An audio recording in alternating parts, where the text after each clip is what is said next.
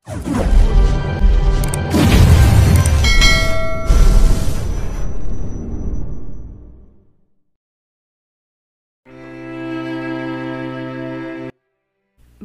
POV. Pagkatapos namin mag-usap ni Lucas, dinaanan ko lang kambal sa kwarto nila para i-check kung ano ang ginagawa nilang dalawa. Ganoon na lang ang pagguhit na masayang ngiti sa labi nang maabutan ko silang mahimbing ng natutulog. Sa loob ng 7 taon, wala ako ibang ginawa kundi protektahan sila, ilayo sila sa kapahamakan at masiguro ang kanilang kaligtasan. Ang kinasangkutan kong aksidente 7 years ago ay nagbigay sa akin ng malaking trauma. After na aksidente, nabulag ako at muntik nang mapahamak ang pinagbubuntis ko. Maswerte lang talaga at malakas ang kapit ng mga babing na sinapupunan ko, kung hindi, baka tuloy na ako mabaliw kung sakaling napahamak sila. Namuhay ako sa kadiliman sa buong period ng pagbubuntis ko. Mas lalong dumagdag sa sakit ng kalooban ko nung nalaman ko na patay ang isa sa mga babies pagkapanganak ko. Triplet sila pero hindi nakasurvive ang isang bata. Para akong pinagsakloban ng langit at lupa noon. Pakiramdam ko biglang tumigil ang pag-inog ng mundo ko. Nilibing ang sanggol na hindi ko man lang nasilayan ng kanyang mukha hanggang sa larawan na lang ang lahat. Na hindi ko man lang siya nakasama na matagal. Na hindi man lang siya nakasama ng iba pa niyang mga kapatid. Ilang buwan pagkatapos kong manganak, may good news na hatid ang personal doctor ko. Siguro dahil na rin sa pera at koneksyon ni Kuya at sa tulong na rin ni Lucas, mabilis silang nakakuha ng donor. Inoperahan ako at mabuti nag-match ang cornea ng donor sa akin. Wala naging problema kaya naman nagkaroon ako ng pagkakataon na masilayan ang mukha ng mga babies ko sa kauna-unahang pagkakataon ng buhay ko. Mga anak ko na simula nang nasa sinapupunan ko sila hanggang ngayon, sa kanila lang umiikot ang mundo ko. Mga anak ko na handa akong ilaban ng patayan, wag lang silang makuha at sakta ng kahit sino. Di ko na napigilan pa ang muling pagpatak ng luha sa aking mga mata. Inayos kong kumot nilang dalawa at isa-isang hinalikan sa kanilang noo bago ako lumabas ng kwarto nila at pumasok sa kalapit na kwarto para makapagpahinga na rin. Masyadong mahabang araw na to at sobrang pagod din ako sa biyahe. Kailangan kong magpahinga para sa mga susunod kong laban. Hindi ko nahahayaan pa na muli akong umiyak. Hindi ko nahahayaan pa na muli nilang aapak-apakan ng pagkatao ko. Ako si Bridget Ariana Velasco at ipaparamdam ko sa kanila lahat ng mga pasakit na naranasan ko sa kamay ng mga taong umapi at umabuso sa kabaitan ko noon. Nag-half bath lang ako at ginawang evening routine ko bago ko nahiga ng kama. Dahil sa sobrang pagod, mabilis ako nakatulog.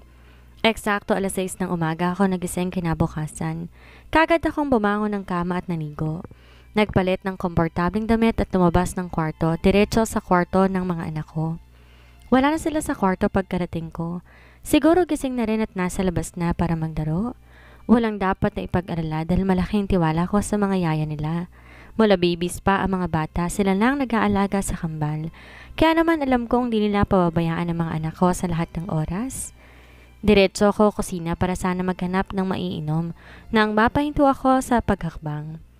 Bukas ang telebisyon sa kusina at mula sa pang-umagang balita, bumungad sa akin ng lalapit na engagement party ni na Hercules at Rodora. Talagang na-televise pa ha, sa bagay. Kahit manloloko si Hercules, isa siyang business tycoon at kilalang tao sa lipunan. Pinasok na rin ang pagiging shareholder ng isang kilalang TV network ng bansa. Baka nga sa kasal nilang dalawa ni Rodora, gagawin pang live broadcast sa telebisyon eh. Kakapal na mukha. Good morning, ma'am.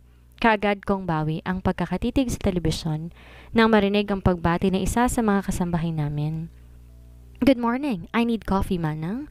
Bigkas ko at mabilis lumabas ng kusina. Diretso ako sa dining area at naupo. Ilang saglit lang dumating na rin si Manang para tanungin ako kung anong klaseng kape raw ang gusto ko. Since napansin kong may coffee maker naman dito sa loob ng dining area, sinabi ko na lang sa kanya, ako nang bahala. Sanay ako kumilos mag-isa na nasa Paris pa lang ako. Kakatapos ko lang humigop ng kape, siyang pagbaba naman ni Kuya.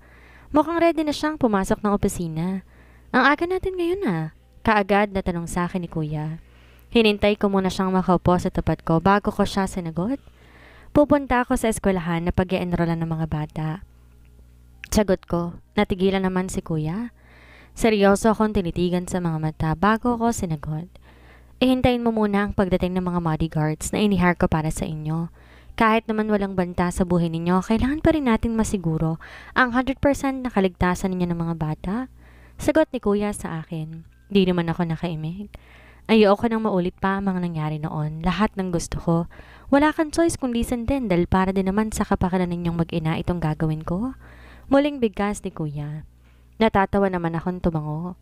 Oo naman kuya. Dami namang sinabi. Di naman ako kumontra sa sinabi mo. Bigkas ko. Kaagad naman tong natawa. Ah, hindi ba? Akala ko kasi tatanggihan mo na naman eh. Natatawang bigkas niya. Kaagad ko tuloy siya pinagtaasan ng kilay.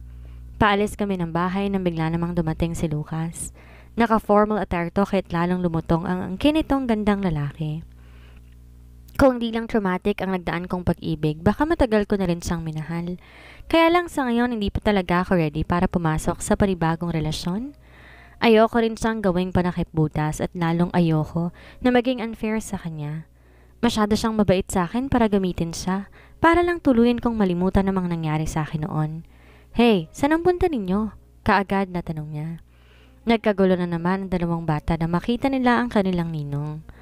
Nakasakay na ang dalawa sa kotse at dali-dali nagsipagbabaan para lang makalapit kaagad sa ninong nila. Todo saway naman ako pero ayaw talagang makinig. Masyado talaga silang malapit kay Lucas. Palibhasa kasi inispoiled eh. Ninong, we're going to school. Pwede mo po ba kaming samahan? Malambing na paanyaya ni Selena Rain. Kulang na lang mangunyapit sa ninong niya. Ang laki na kasi nila para magpakarga. 6 years old na ang dalawang bata at malalaking bulas kaya medyo mabigat na talaga. Of course, yun ay kung papayag ang mommy. Ngiting-ngiti na sagot ni Lucas. Di ko mapigilan ng mapa-ismid. Alam ko naman kami ang sadya niya kaya siya nandito ngayon sa bahay ng ganito kaaga. May magagawa pa ba ako? Lalo na nga't alam kong di talaga ako lulubayan ng mga anak ko hanggat hindi ako pumapayag. Okay, fine, let's go na. Masyado na kayong late? Bigkas ko. Actually, enrollment pa lang naman ngayon pero syempre gusto kong itour mga bata kasama ng mga yaya nila sa paligid ng school. Gusto ko rin makasigurado kung maayos bang amenities ng school para makasigurado ko sa kaligtasan ng mga anak ko. Mabilis lumipas ang sandali. Dahil di naman ganon ka-traffic, mabilis lang din kaming nakarating na school. Ramdam ko sa dalawang batang excitement pagkarating namin ng school. Nagustuhan nila at excited na raw silang pumasok. Kagad kong in-enroll ang mga bata pagkatapos namin maikot ang buong vicinity ng school. Sa lahat ng lakad namin hindi humihiwalay si Lucas. Napagkakamalan na nga siyang ama ng mga bata eh. So excited na. Mommy, I want more baon ng food kapag start ang klase ha?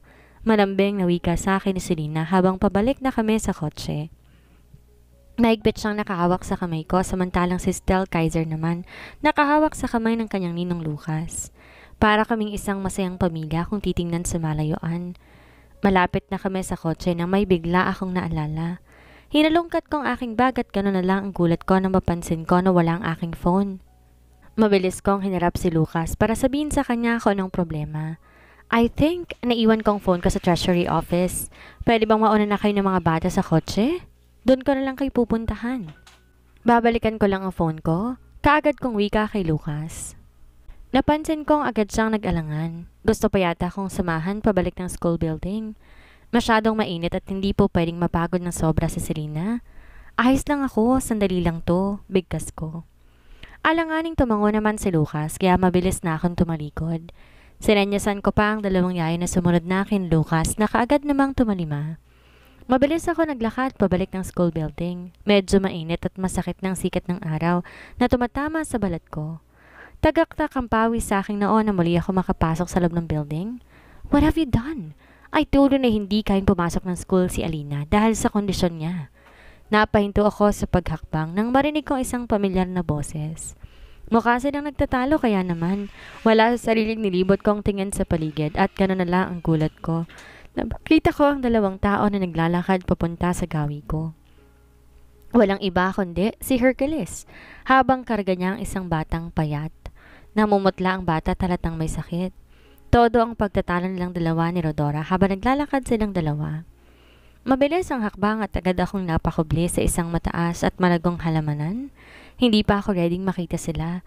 Baka sumabog ako sa galit kapag ngayon ko pa sila makaharap. Ayoko makita ko ng mga anak ko sa hindi kaaya-ayang sitwasyon. Gusto ko lang naman magkaroon ng normal na buhay si Alina. Di ko naman akalain na bigla na lang siyang manghihina at mahirapan huminga kanina. Sorry na, hindi na mauulit to. Promise. Narinig kong sagot naman ni Rodora. Di ko naman mapigilang mapaismed. Kung ganoon, totoo ang binilita sa akin ni Lucas na may sakit ang anak nila. Ayoko man mag-isip na hindi maganda dahil wala namang kabuwang-muwang ang bata para idamay pa sa galit ko, pero siguro yan din ang karma nila. Namatay ang isa sa mga triplets kong anak at may sakit ang anak nila, kaya medyo quits na kami ng mga isang dangkal. Isang dangkal lang kumpara sa mga kasaranang nagawa nila sa akin noon. Muli akong sumilip para sana makita ang tunay na sitwasyon ng anak nila, pero sakto naman ang paglingon ni Hercules sa gawi ko. Kaagad nanlaki ang mga mata ko sa gulat at mabilis na naglakad papaalis. Wait! Narinig kong maotoridad na sigaw niya pero hindi ko na pinansin pa. Mabilis ang hakbang at halos tumakbo na ako paakit ng hagdan. Pagdating ng second floor, pinakiramdaman ko pa kung sinusundan ba ako ni Hercules at gano'n na lamang ang pasasalamat ko nang wala na siya. Siguro wala siyang panahon kilalanin ako dahil karga-karga niya ang anak niyang may sakit. Hercules POV. Nasa kasagsagan ako ng meeting nang biglang tumawag sa akin si Rodora. Nasa isang eskwelahan daw siya at binilita sa akin na bigla na lang daw inatake ang anak naming si Alina. Kaagad kong tinapos ang meeting at napasugod sa eskwelahan. Naabutan ko ang anak ko sa klinik ng school, maputla at alam ko, galing lang sa hagupit ng paghihirap dahil sa sakit niya. Awang-awa ako na patitig sa aking anak habang di ko napigilan ang sarili ko. Galit kong kinumpronta si Rodora na noon ay mangyak-yak na. Sorry, akala ko ayos na siya eh. Medyo matagal nang di siya inaatake ng sakit niya pero nagulat na lang ako kanina dahil bigla na lang siyang nahirapan huminga. Umiiyak na bigkas niya. Kagad kong naikuyom ang aking kamo at walang sabi-sabi, binuhat ko ang aking anak. Pagkatapos magpasalamat sa doktor at nurse on duty, mabilis na ako lumabas ng school clinic. I told you na hindi po pwede yung gusto mo. Nakita mo ba? Muntik mapahamak si Alina dahil sa katangahan mo. Paano kung may masamang nangyari sa kanya? May babalik ba ng sorry mo lahat ng mga kasalanan na nagawa mo sa kanya? Galit kong bulyaw kay Rodora. Lalo naman tong napaiyak. Gusto ko lang naman magkaroon ng normal na buhay si Alina. Di ko naman akalain na bigla na lang siyang nanghina at nahirapan huminga kanina. Sorry na, hindi na mauulit to. Promise. Muling hinging dispensa ni Rodora pagkababa namin ng building. Napahinto ako sa pagkakbang na mapansin kong sobrang init sa labas. Wala kaming choice kundi lakarin mula sa exit ng building na ito hanggang sa parking area dahil hindi naman nakakapasok ang kotse sa mismong harapan ng building na to. Sobrang init sa labas at baka hindi kayanin ni Alina ang temperatura. Galit akong muling sumulyap kay Rodora hanggang sa wala sa sariling napalingon ako. Ganoon na lang ang gulat ko na mula sa malaking paso na may malagong halaman nakatayo sa gilid ng isang tao na hindi ko inaasang makikita ko sa tanang buhay ko. Si Bridget. Siya nga. Napansin ko pa nagulat din siya pagkakita sa akin bago siya mabilis na naglakad papaalis. Tinawag ko pa siya pero parang wala siyang narinig at akmang susundan ko siya pero naramdaman kong hinawakan ako ni Rodora sa braso. Saan ka pupunta? Nagtataka niyang tanong. Muli kong tinanaw ang nakita kong babae kani-kanina lang, pero ganon lang ang panlulumo ko nang hindi siya nahagip ng aking paningin. Wala na siya. Kung namamalikmatan lang ako, alam kong mas lalo maghihirap ang kalooban ko. Imposibleng si Bridget ang nakita ko. Wala na siya. Matagal na siyang patay. Ang half-brother kong si Lucas na nagkumpirma noon, kaya't malabong si Bridget na nakita ko kanina. Masyado ko lang siguro siyang na-miss, kaya ako nagkakaganito. Masyado lamang siguro akong inuusig ng konsensya ko kahit na saan ako lumingon, mukha niya pa rin ang nakikita ko. Kahit sa gabi na binabangungot ako. Nakaukit sa isipan ko ang lumuluhan niyang mga mata. Di ko na sinagot ang tanong ni Rodora at kaagad na ako naglakad. Mabilis ang aking akbang para makarating kaagad sa parking area. Iniiwasan ko talagang ma-expose sa matinding sikat ng araw. Ang anak ko, baka hindi niya kakayanin ng init at baka bigla na lamang siyang mahirapan na huminga. May congenital heart defect ang anak ko at wala pa makitang gamot ng mga doktor tungkol sa kondisyon niya. Masyado pa siyang bata para operahan at kung sakaling gagawin man ang procedure na iyon, ay may tendency pa rin na baka hindi siya makaligtas. Hindi ko kayang mawala si Alina sa akin. Siya na lang ang meron ako. Siya na lang napapawi ng anxiety ko araw-araw. Aminado kong anak ko si Alina sa pagkakasala ko kay Bridget noon, pero ano ang magagawa ko? Dugo ko ang nananalaytay sa kanyang mga ugat at dapat ko siyang mahalin. Si Lucas ba yon? Bumagal ako sa aking paghakbang nang marinig ko ang sinabi ni Rodora. Sinundan ko ang tingin ng tinuturo niya at gano'n na lang ang gulat ko na makita ko ang half-brother kong si Lucas. May kasama siyang 2 bata. Magkabila ang hawak niya at mukhang masayang-masaya sila habang naglalakad. Narinig ko pa ang pagkakikik ng 2 bata na parang bigla may kumurot sa puso ko. Nag-asawa na ba si Lucas? Narinig kong muling tanong ni Rodora. Di ko tuloy maiwasan na mapaisip. Nag-asawa na nga ba si Lucas? Wala akong balita dahil wala naman akong pakialam sa taong yon. Nagkikita kami minsan dahil kay Lola Amelia pero hindi kami nag-uusap. Hindi ko pinansin ang tanong ni Rodora at muli, humakbang papunta ng kotse namin. Malapit lang kinapaparadahan ng kotse ko sa kotse nila, kaya naman di ko napigilang mapatitig sa mukha ng 2 bata. Hindi ko alam pero bakit parang nakakaramdam ako ng inggit. Anak ba ni Lucas ang 2 batang yan? Bakit parang di namin to alam? Kahit yata si Lola Amelia hindi alam ang tungkol sa bagay na to. Pagdating ng kotse, kaagad kong ipinasok si Alina sa loob. Napapatingin din siya sa 2 batang tuwang-tuwa habang kaharutan ni Lucas. Hindi man lang nila ininda ang init ng temperatura sa labas. Bukas na ang kotse nila at mula sa loob, kita ko na may 2 babaeng nakaupo. Siguro mga yayin ng 2 bata at sa tabi ng kotse nila ay isa pang sasakyan na may nakatayong mga nakaunipormadong mga kalalakihan. Kailan pa natutong mag-hire ng bodyguards ang half-brother ko? Sa hindi inaasang pagkakataon, napatingin sa gawin namin ng batang babae at nang mapansin marahil na nakatingin ako sa gawin nila ay kumaway ito. Hindi ko tuloy napigilan ang sarili ko na mapangiti. Kakaway sana ako pabalik pero agad tumingin sa gawi ko si Lucas at napansin ko, nagulat siya pagkakita sa akin. Napansin kong kaagad niyang pinasakay ang 2 bata sa loob ng kotse, kaya lalong di ko napigilan na magtaka. Mukhang may ginagawang kabalastugan itong half-brother ko at ayaw niyang ipaalam sa amin. Habang papunta ng ospital, hindi pa rin maalis-alis sa isipan ko ang mukha ng 2 bata na kasama ni Lucas. Gusto ko sana silang lapitan kanina para kumprontahin at tanungin ang magaling kong half-brother kung nag-asawa na ba siya. Kung sino ang 2 batang yon pero muli, nagreklamo si Alina na nahihirapan na namang huminga. Sa bagay, mabuti na rin siguro kung di ko sila nilapitan. Wala na akong pakialam kung nag-asawa na ba siya at nagkaanak ng pasikreto. Ang importante ay kung aatupagin ngayon ay si Alina. Ang anak ko na masyado nang pinaghirapan ng sakit niya. Di ko napigilang mapasulyap kay Rodora. Kanina pa siya walang tigil sa pag-iyak. Kung wala lang kami sa nakakatakot na sitwasyon, baka kanina ko pa siya binulyawan ulit dahil sa katangahan niya. Kung di sana niya nilabas ng mansyon si Alina, hindi sana mangyayari ito. Hindi nag-iisip at pinapaira lang katangahan. Pagdating sa AB Medical Center, kaagad na nasikaso ang anak ko ng mga doktor. Aware ako na pag-aari ng half-brother kong si Lucas ang ospital na ito. Pero wala akong magagawa kung dito dalhin si Alina. Dahil ito lang din ang ospital na alam kong kompleto sa mga facilities na angkop sa sakit ng anak ko. Gawin niyo ang lahat para maging maayos ang kalagayan ng anak ko. Dahil kapag may nangyaring masama sa kanya, mananagot kayo sa akin. Narinig kong bigkas ni Rodora.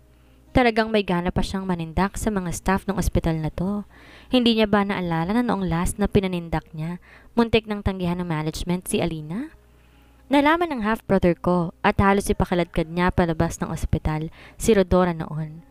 Kung hindi ninyo kayang rumispeto sa mga staff ko, lumayas kayo dito. Maghanap kayo ng ibang ospital na kayang tanggapin lahat ng tantrums ninyo. Naalala ko pang bigkas ni Lucas noon. Hindi ko man lamang siya nakakitaan ng awa para sa anak ko. Gusto niya pa kaming paalisin at mabuti na lang talaga. Si Rodon na rin mismo nagpakumbaba. Halos lumuhod na kay Lucas para lang tulungan ang anak naming makaligtas. Tapos eto na naman siya. Nagtataray sa harap ng mga staff. Ang laki talaga ng pinagkaiba nilang 2 ni Bridget. Sa buong panahong nagsasama kami ni Bridget ni hindi ko man lang siya nakikitaan ng kagaspangan ng ugali. Napansin ko lapitan ni Rodora ang isa sa mga staff ng ospital at pilit na pinapakalma. Pero matigas pa rin ito. Patuloy pa rin sa pagbubunganga kaya mabilis ko siyang nilapitan. Pinahaklit ko siyang hinawakan sa braso at hinila palayo sa emergency room. What are you doing? Gusto mo na namang ilabas ang pagiging eskandalosa mo? Nakalimutan mo na bang kung hindi dahil sa kagagawan mo, hindi sana atakihin ng sakit niya si Alina? Galit kong bigkas kay Rodora. Lalong dumilim ang pagkakahawa ko sa braso niya. Kaya kaagad tong napaigik sa sakit. Hercules, aray! Masakit, nasasaktan ako? Maluha-luha niyang bigkas. Ang tapang na pinapakita niya kanina sa mga staff biglang naglaho. Para siyang isang maamong tupa ngayon. Subukan mong mag-eskandalo ulit. Kung hindi, ako mismo magpapalay sa ospital na to. Galit kong sigaw sa kanya at palaskol ko siyang binitawan. Hapong-hapo ako na upo sa may waiting area at nadasal na sana ayos lang si Alina. Hercules, alam ko kasalanan ko amang nangyari kay Alina pero wag mo naman sana sa akin ibunton ang lahat ng sisi. Masakit din sa akin ang nangyari sa kanya kaya't sana naman. Hindi na natuloy pa ang sasabihin ko nang kaagad kong tinaas ang aking kamay. Umalis ka na, umalis ka na. Galit kong sigaw sa kanya. Nagulat naman siya. Di niya marahil inaasahan na marinig niya ang katagang iyon mula sa aking bibig. Hercules, wag naman ganito. Anak ko si Alina at kahit sang anggulo tignan, may karapatan ako para antabayanan kung ano na ang sitwasyon niya. Umiiyak na bigkas nito. Kung ganon, shut up. Itigil mo na ang bunganga mo bago pa ako marindi at ipasok ka sa operating room para putulan ng dila. Galit kong sigaw sa kanya. Natameme naman ito. Bakas na ang takot sa mukha niya, kaya pilit ako nagpapakainahon. Tumayo ako at naglakad na paroot pa rito. Kung karma naman ang tawag nito dahil sa ginawa ko noon kay Bianca, wag naman sanang anak ko. Masyado pa siyang bata para danasin ang ganitong klase ng hirap. Nasa ganun akong sitwasyon nang dumating si Mommy Susan. Tinapunan lamang ako nito ng tingin at nilapitan nito si Rodora. Minsan napapaisip pa ako kung ako ba talaga ang anak niya. Mas malapit ang loob niya kay Rodora kumpara sa akin na dugo at laman niya. Mas iniisip niya ang nararamdaman ni Rodora kumpara sa akin. Ano nangyari? Narinig ko pang tanong ni Mommy kay Rodora na wala nang tigil sa pag-iyak. Kaagad kong naikuyom ang kamao ko at akmang aalis na muna para iwasan na makita ang kadramahan ng sarili kong ina at ni Rodora nang bumukas ang pintuan ng emergency room. Mula doon niluwa ng doktor ni Alina kahit mabilis ko siya na nilapitan. Mr. Montblanc, huwag kayong mag-alala. Maayos ng kondisyon ng pasyente pero kailangan pa rin natin siyang ingatan. Bawal sa kanya ang sobrang mapagod at ma-stress. Ang takot at sobrang tuwa ay lalo makakasama sa kanya kaya dapat na iwasan. Diretsa ang bigkas ng doktor sa akin. Lalo naman ako nakaramdam ng matinding takot dahil sa kalagayan ng nag-iisa kong anak. Wala na bang ibang paraan para matapos ang lahat ng ito, Doc? Wala na bang ibang pwedeng gawin para tuloy na siyang gumaling? Puno ng pag-asa kong tanong. Ang pag-asang iyon ay kaagad ding ng laho ng kaagad na umiling ang doktor. Sa kondisyon ng pasyente, masyadong malabo, lalo na't sobrang hina din ang kanyang katawan, bigkas niya. Pigil ko ang maluha dahil sa matinding awa kay Alina. Bakit pa siya ay sinilang dito sa mundo? Kung puro man lang paghihirap ang mararanasan niya, bakit? Ano nga kaya ang naghihintay na kapalaran sa anak ni Hercules na si Alina? Ano kaya ang mangyayari ngayon na sulipan ni Hercules ang dalawang bata na inakala niyang anak ni Lucas? Ano ang mangyayari sakaling mag-cross muli ang landas nila ni Bridget? Yan ang ating aalamin sa susunod nating kabanata.